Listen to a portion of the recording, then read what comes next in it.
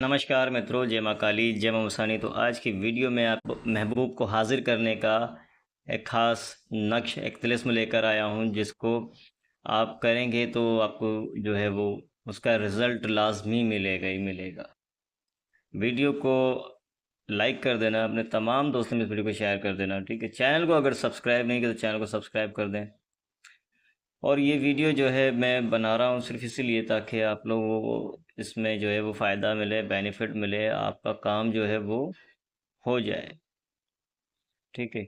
तो इसमें करना सबसे आसान है, ठीक है ना। करने वाली बात ये कि आपने अब जो है अपने पास ज़ाफ़रान ले लेना है, ठीक है।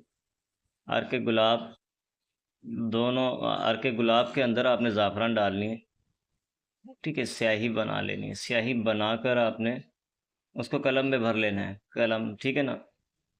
कलम में भर कर फिर जो है ये आपने लिखना है, ठीक है।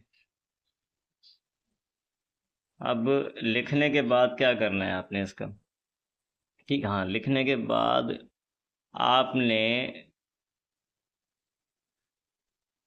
इसके जो नीचे है वो अपना मतलब नाम लिखना है महबूब का, ठीक है। उसके माँ के नाम के साथ, ठीक है। तो आपने ये करना है लिखने के बाद। और एक नक्श नहीं लिखा जाएगा, ये 7 नक्श लिखे जाएंगे। कितने? 7 लिखे जाएंगे।